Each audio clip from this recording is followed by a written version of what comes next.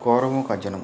धृतराष्ट्र जन्मजात नेत्रहीन थे, मगर उनकी पत्नी गांधारी अपनी इच्छा से नेत्रहीन बन गई थी। धृतराष्ट्र चाहते थे कि उनके भाइयों की संतान होने से पहले उनको संतान हो जाए, क्योंकि नई पीढ़ी का सबसे बड़ा पुत्र ही राजा बनता।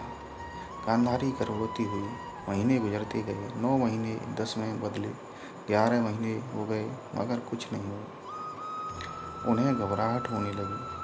फिर उन्हें पांडु के बड़े पुत्र युधिष्ठिर के जन्म की खबर मिली।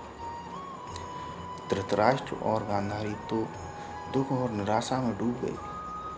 चूंकि युधिष्ठिर का जन्म पहले हुआ था, इसलिए स्वाभाविक रूप से राजगद्दी पर उसी का अधिकार था।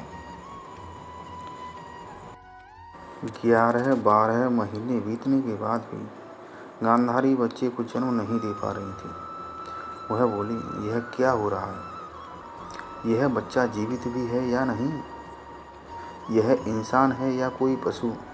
हताशा में आकर उसने अपने पेट पर मुक्के मारे, जिससे उसका गर्भपात हो गया और मांस का एक काला सा लोथड़ा बाहर आया। लोग उसे देखते ही डर गए, क्योंकि वह इंसानी मांस के टुकड़े जैसा नहीं था। वह कोई बड़ी और अशुभ चीज लग रही थी। अशुभ संकेत मिलने लगे। अचानक पूरा हस्तिनापुर शहर डरावनी आवाज़ों से आतंकित हो उठा। सियार बोलने लगे, जंगली जानवर तरह तरह की आवाज़ें करने लगे। ये शुभ संकेत नहीं थे, और इसका मतलब था कि कुछ बुरा होने वाला है। धृतराष्ट्र संतान के लिए इतने उत्सुक थे, वह देख नहीं सकते थे। इसलिए उन्होंने पूछा, क्या हुआ? हर कोई चीख चिल्ला क्यों रहा है?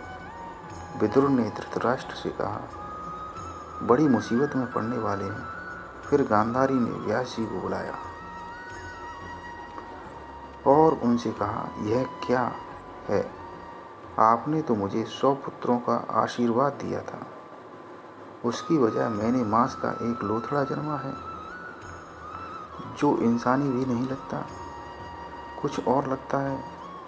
इसे जंगल में फेंक दीजिए, कहीं पर दफना दीजिए।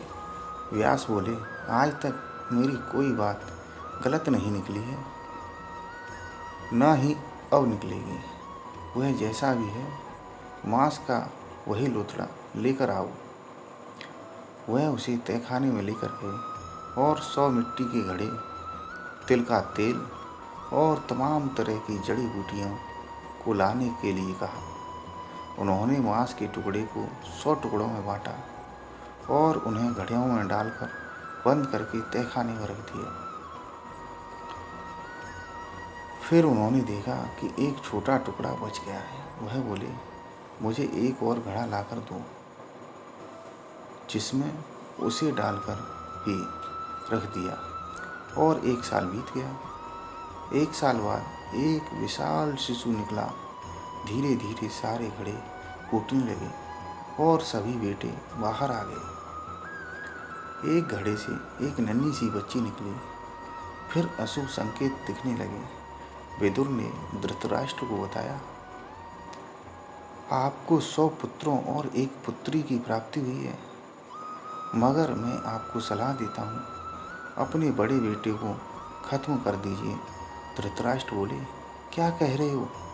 विदुर ने कहा, यदि आप ऐसा करते हैं तो आप अपना कुरुवंश और मानव जाति पर बहुत बड़ा उपकार करेंगे।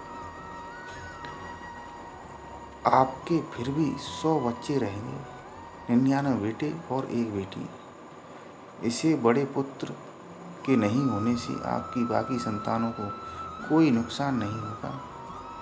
इस बीच गांधारी ने अपने बड़े पुत्र दुर्योधन को गोद में उठा लिया। वह अपने बड़े पुत्र को लेकर बहुत उत्साहित थी। वह उसे पालने और बड़ा करने के लिए बहुत आतुर थी।